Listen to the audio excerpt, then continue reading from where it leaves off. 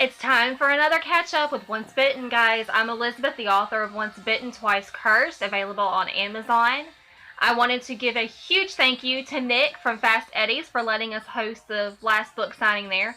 We had so much fun, and it was just a blast. And more than that, we'll definitely be back to play pool and shoot darts at Fast Eddie's soon. But let's jump right into this week. There's been some changes, as I promised last week. One of them was a new cover release, and we did get it finished. And I've got to say thank you to Mandy Coleman for helping me with the cover. I couldn't have got it done without her, and I think it looks fabulous. You've probably already seen it on our Facebook and Twitter and Instagram, but that's the new cover for Once Bitten Twice Cursed. We're going to lose this picture down here because we forgot about the barcode, so we're going to have to do a couple of changes, but other than that, it looks great. We honestly love it. And if you want to see a better picture of it, because I have windows glaring on it right now, you can hop on our Facebook or Twitter or Instagram and see the picture. It will be up by the end of this week. We had a few issues with Amazon getting it uploaded, so I've got to get back on there tomorrow and tweak it a little bit. But it's fabulous. We love it, and I can't wait to have it up on the books and on the Kindles online. I know there were some questions about why change the cover. It was strictly promotional and marketing. It had absolutely nothing to do with the cover we had before. I still love the very first cover that we had, which is this one. This is going to have a special place in my heart forever because it was the first one.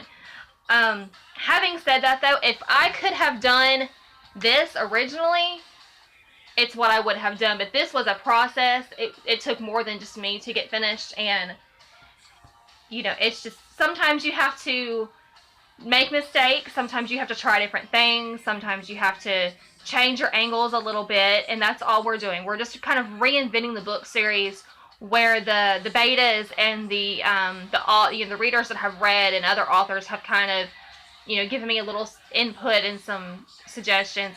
Also, the team at Amazon's been phenomenal, helping me progress it into the second book, because we want all the books to look alike. And we want them all to have a story in the covers. So, you read a story in a book, but the cover itself is also going to tell a story to you when you pick it up. And I want you to pick it up and go, this is something I want to read. So, other than that, there's not a lot going on this week. I've been writing at book 2, Crossing Stars. People tell me I'm insane, but they're not authors. They are not writers. I always write backwards. Anytime I try to start from the front, I get so mind clobbered that I can't write. So I wrote like the first 10 chapters, and then I stopped, and I'm going, something doesn't feel right. It was wrong. I didn't like it. So I skipped ahead to like chapter 16, and I've been writing from there this last week. And what a change it has made. I've been able to sit down for 3 and 4 hours and write, which is what I need to be doing right now. That's really all that's going on. I will be leaving on Saturday morning. I'm going out of town, guys, and this is the first time since Christmas, probably, that I'm not going to work for several days, and it's probably going to drive me insane. So pray for me, because it's going to be fun. I'm going to be stuck in a car with a screaming 6-year-old for 3 hours, but we're going to have a lot of fun. It is my daughter's 6th birthday this weekend. That's the only reason I'm taking the time off to spend with her. We're going to take her on a family trip somewhere she's been dying to go. So, that it is what it is, guys. And something that other people have asked is, how do you keep writing? I say sometimes you gotta take a break. Sometimes you have to disconnect and step back. So that's what I'm going to try to do this weekend. And next week is spring break, so I don't know how much work I'm going to get done next week, but we're gonna find out. Guys, I'm going to start doing something a little different on my blogs every week. I want to start to feature another book by, either an indie author or somebody who's self-published. Maybe a book that doesn't have a lot of following to it, but it's a great book and it deserves the following. So, this week, I got the chance to go to the historic Oakland Cemetery in Shreveport. And this is a place that I've visited before, but never quite like the experience I had with Miss Cheryl White on Sunday. She is so knowledgeable, and she loves that cemetery. You can just tell it when she talks. That is her passion. And she, about a year ago, I was in Barnes & Noble, and I saw a book about it. And honestly, I don't remember now why I didn't get them, but when I went back to get it, it was gone. And that was when I found out that she did the historic tours. And when you go, you can get one of her books signed. So I grabbed a copy of, this is Shreveports Historic Oakland Cemetery. And it's by Dr. Gary Joyner and Dr. Sarah White. And if you're a history buff, you're going to love this book. It's got so much in it. If you love old cemeteries, you're going to love it. It tells you the history of Oakland Cemetery in the very front. And look, she signed it, guys. I'm having a geek moment. But it tells you the history of Oakland in the front and how it was established and how those 10 acres became to be the first official cemetery in Shreveport. There were actually people buried elsewhere that were moved because it wasn't established until after the city was established. So it's got that in there, and it tells you about is it Mary Bennett Kane, the lady who actually donated the land, and she is buried there. They call her, I think they call her the Queen of Shreveport. I haven't got to read all of it because I've been working a lot, but I've gotten pretty far into it, and I'm bad about picking out my favorite people because that's how they do this book. They break it down by plot and by person. My favorite one, and if you know me, you know this, is going to be Annie McCune. That's why she has a bookmark, because she's going to be in the second book somewhere. I'm just not sure where yet, but I do want to acknowledge her, even if it's just maybe in a side joke or something. But Annie McCune is what people would call Shreveport's last madam. Back when St. Paul's Bottoms was actually a legal prostitution district, she worked, and she also, towards the end of her life, she owned a brothel. And it was the most successful brothel in Shreveport's history. There's not a lot known about Annie. There's actually not any pictures of her anywhere. In fact, the only picture that I even know in existence would be that of her headstone at Oakland and her plot. It's one of the most visited plots in the Oakland Cemetery. People still take her flowers. She was just a really interesting person to kind of read about and find out about. There is a book about her, and I believe it's titled Shreveport's Last Madam, that's all about Annie McCune. And guys, she led a life that nowadays you couldn't imagine. You know, this is because she ran a legal prostitution ring back when the river was so prominent through here with people traveling and, you know, merchants. And I mean, I can't imagine having a place like that during that time. I mean, it's bad enough now, but the people I'm sure she encountered in her life were characters. She was said to be a very charitable woman. She loved children, but she didn't have any children of her own. She was married one time and then ran the guy to town because he didn't pay off her engagement ring.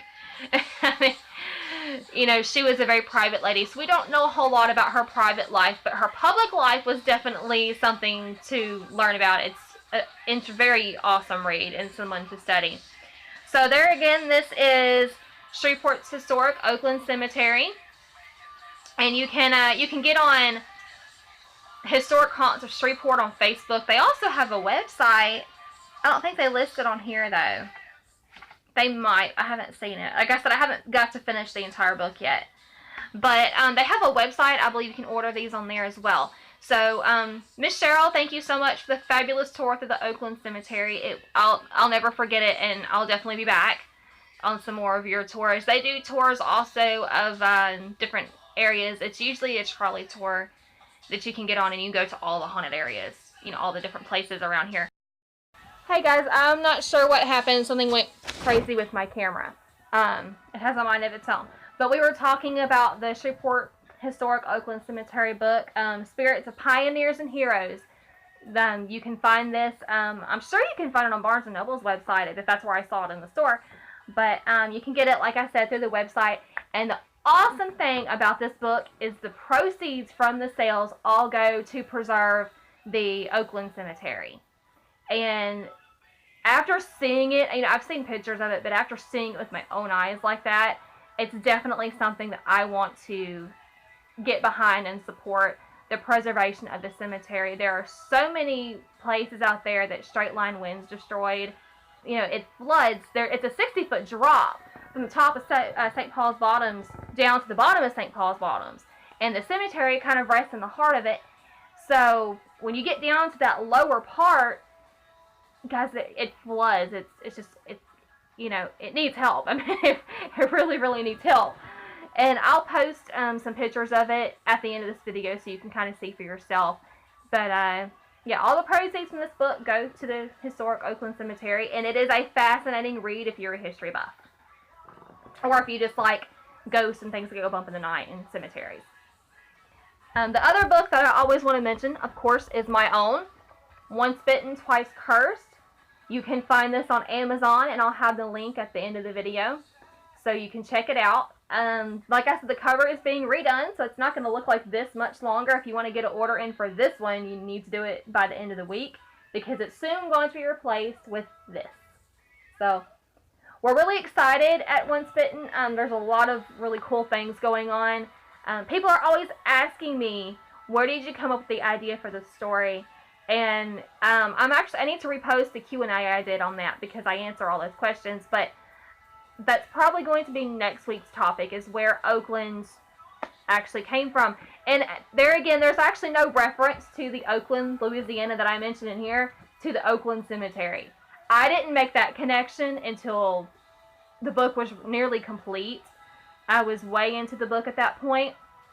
So, Oakland, Louisiana, I originally named after Houghton, Louisiana. I'm sure plenty of you already know that. But there's no reference to the Oakland Cemetery. It was just a freak accident, a huge coincidence that has really worked out in my favor, because I'm going to be able to talk about the historic Oakland Cemetery now in the upcoming book, Crossing Stars. So, guys, check me out on Amazon. Go get Once Bitten, Twice Cursed. And I'll love you forever. And more importantly, Carly will love you forever if you read her story. And follow me on, Twitter, Instagram, Facebook. I'm always posting updates and cool stuff that I'm doing. When I'm doing research for these books, like I am right now, is a really awesome time to follow me on social media, because I'll be posting cool things from, places like the Oakland Cemetery and surrounding areas. So, watch for more book signings. If you want a signed copy of this book before the cover changes, I have 4 left. So if you want them, you need to get with me, and you can pay through PayPal. There is a $5 shipping fee, and I'll be more than glad to sign a copy and get it to you. Guys, I'm Elizabeth Godfrey, author of Once Bitten, Twice Cursed, and I will see you next week.